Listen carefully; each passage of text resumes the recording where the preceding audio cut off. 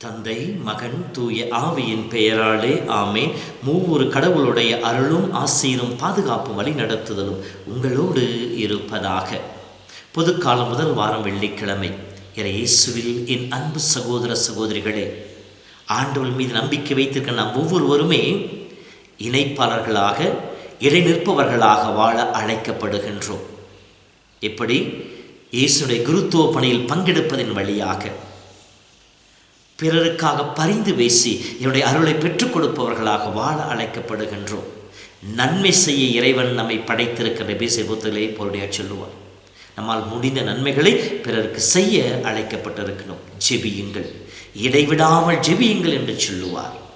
அதே போல 1 தீமோத்தேயு 2:1 இறைவனிடம் மன்றாடுங்கள், அனைவருக்காகவும் ஜெபியுங்கள், பரிந்து பேசுங்கள் என்று சொல்லி அழைப்பை விடுப்பார். யாருக்காக பரிந்து பேசுவது? தேவையில் இருப்பவர்களுக்காக. நம்மை நோக்கி சொல்லி இருப்பார்கள் அல்லவா, எனக்காக ஜெபியுங்கள், என்னுடைய கஷ்டங்கள், துன்பங்கள், துயரங்கள் நீங்க எனக்காக ஜெபியுங்கள், தடைகள் நீங்க ஜெபியுங்கள், எல்லா விதமான கட்டுகளிலிருந்து விடுதலை பெற வேண்டும் என்று சொல்லி ஜெபியுங்கள் என்று சொல்லி வேண்டி இருப்பார்கள் அல்லவா. அல்லது நாம் எத்தனை மனிதர்களை பார்க்கிறோம், துன்பத்திலே, துயரத்திலே, கஷ்டத்திலே, நோயிலே, வேதனையிலே வாடிக்கொண்டிருக்கிற எத்தனை மனிதர்களை பார்க்கிறோம். அந்த மனிதர்களுக்காக ஜெபிக்க நாம் படைக்கப்பட்டிருக்கின்றோம். அவர்களுக்காக மன்றாட, பரிந்து பேச, பாவத்திலே பலவீனத்தை வீழ்ந்து கிடக்கின்ற மனிதர்களை ஆண்டவர் கரங்களை கொண்டு வர நாம் தேர்ந்தெடுக்கப்பட்டிருக்கின்றோம். அதைத்தான் யோவான் சொல்லுவார், பாவிகளுக்காக மன்றாடுங்கள், உங்கள் ஜெபத்தை ஏற்று கடவுள் அவர்களுக்கு வாழ்வை கொடுப்பார் என்று சொல்லி. யாக்கோபு 5வது அதிகாரத்தில் சொல்லுகின்ற பொழுது, நேர்மையாவுடைய ஜெபம் ஆண்டவர் பார்வையிலே வல்லமையுடையதாக இருக்கிறது சொல்லப்படுகிறது. நாம் ஒவ்வொருவருமே நேர்மையாளர்களாக, இறைவனுடைய அன்பை சுவைத்தவர்கள், பிறருக்கு அதை பகிர்ந்து கொடுக்க அழைக்கப்பட்டிருக்கின்றோம். இந்த நற்செய்தியை பார்க்கின்ற பொழுது, முடக்குவாதமுற்றவனுக்கு சுகம் கொடுக்க நிகழ்வு கொடுக்கப்பட்டிருக்கின்றது. இங்கே முடக்குவாதமுற்றவன் ஆண்டவர் நோக்கி மன்றாடவில்லை. ஒருவேளை அவன் கேட்டிருக்கலாம், தன்னோடு இருக்கிற மனிதர்களை என்னை எப்படியாவது இந்த இயேசு என்கிற மனிதனம் கொண்டு போய் சேர்த்து விடுங்கள் என்று சொல்லி. ஆனால் இங்கே சொல்லப்பட்டிருப்பது, 4 விசுவாசம் அவருக்கு சுகம் கொடுத்தது என்று சொல்லி. இந்த முடக்குவாதமுற்றவனை சுமந்து வந்த 4 செயல்பாடு, அவர்கள் செயலில் இருந்தது என்ன? முதலாவதாக பரிவு.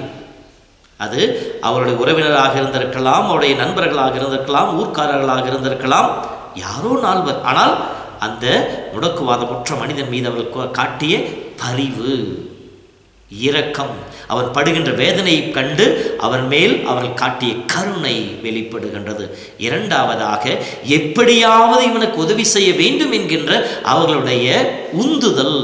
வெறும் பரிவோடு நின்று விடவில்லை, ஐயோ பாவம் என்று சொல்லி, மாறாக எப்படி இவனுக்கு உதவுவது, எப்படி இந்த வேதனையிலிருந்து இவனுக்கு விடுதலை கொடுப்பது என்பதை பற்றி சிந்திக்க ஆரம்பிக்கின்றார்கள். அந்த சிந்தனை அந்த மனிதன் மீது கொண்டிருக்கின்ற அன்பு அவனை சுமந்து வரச் செய்கின்றது. எவ்வளவு தொலைவிலிருந்து வந்தார்கள் என்று சொல்லப்படவில்லை.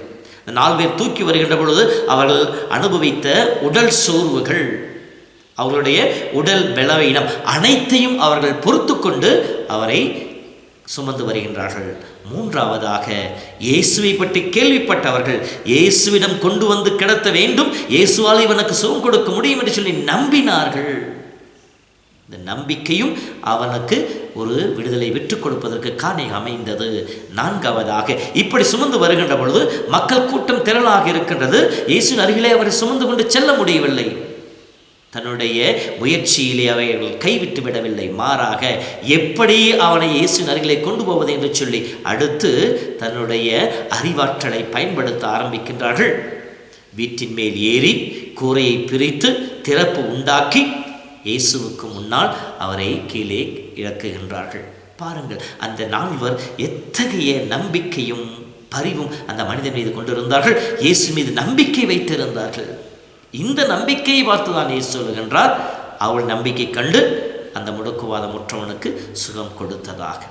அன்பு சகோதரமே, இதோ ஜெபிக்கின்ற மனிதர்களாகிய நாம் இந்த நால்வருடைய குணாதிசயங்களை கொண்டிருக்க வேண்டும். நாம் ஜெபிக்க வருகின்ற மனிதர்கள் மீது பரிவும் அன்பும் கருணையும் இரக்கம் கொண்டவர்களாக இருக்க வேண்டும். அவர்கள் படுகின்ற வேதனையை நமதாக மாற்றிக்கொண்டு அந்த மனிதனுக்கு இரக்கம் காட்டுபவர்களாக இருக்க வேண்டும். அப்படி ஜெபிக்க வருகின்ற பொழுது நாமும் சிறு சிறு ஒருத்தல்கள் வழியாக, தியாக செயல்கள் வழியாக பிறருக்காக ஜெபிப்பவர்களாக இருக்க வேண்டும். தடைகள் வருகின்ற பொழுது விடாமுயற்சி விட்டுவிடக்கூடாது. நாம் ஜெபிக்கின்ற பொழுது ஒரு சில நேரங்களிலே நாம் ஜெபிக்கின்ற காரியங்கள் இன்னும் மோசமாக போகலாம், இன்னும் வேதனை கொடுக்கக்கூடியதாக மாறலாம். ஏன் ஜெபித்தால் நடக்கின்ற சொல்லி அதை கைவிட்டு விடக்கூடாது. நாமும் அதிகமாக முயற்சிப்போம். சாத்தான் நாம் ஜெபிக்கின்ற பொழுது அதிகமாக செயல்படுவான். அந்த சாத்தானை இன்னும் அதிகமாக நாம் ஜெபத்தின் வழியாக வென்றெடுத்து இறைவனுடைய அருளை அந்த தேவையில் இருக்கிற மனிதர்களுக்கு பெற்றுக் கொடுக்கின்ற பொழுது நாம் இயேசுவின் சாட்சிகளாக மாறுகின்றோம்.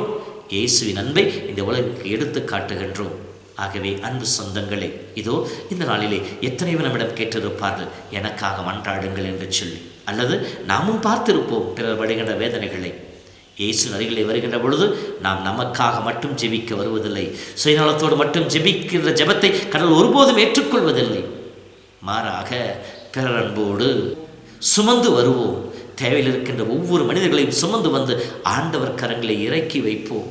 ஆண்டவருடைய அருளை நம் ஜெபத்தின் வழியாக பிறருக்கு பெற்றுக் கொடுப்போம். இறைவனுடைய கருவிகளாய் செயல்படுவோம். கடவுள் நம் ஒவ்வொருவரையும் ஆசீர்வதிப்பாராக. நம் நம்பிக்கை பிறருக்கு இறைவனுடைய ஆசீரையும் அருளையும் கிருபைகளையும் நன்மைகளையும் குணப்படுத்தலையும் பெற்றுக் கொடுப்பதாக. ஆண்டவர் உங்களோடு இருப்பாராக. எல்லாம் வல்ல இறைவன் தந்தை, மகன், தூய ஆவியின் பெயராலே ஆமென். இயேசுவின் இருதயமே என்றும் இறங்கிடும் அருள்மயமே, உந்தன் ஆசியும் அருளும் சேர்ந்து வந்தால் எங்கள் ஆனந்தம் நிலை பெறுமே. இயேசுவின் இருதயமே என்றும் இறங்கிடும் அருள்மயமே, உந்தன் ஆசியும் அருளும் சேர்ந்து வந்தால் எங்கள் ஆனந்தம் நிலை பெறுமே.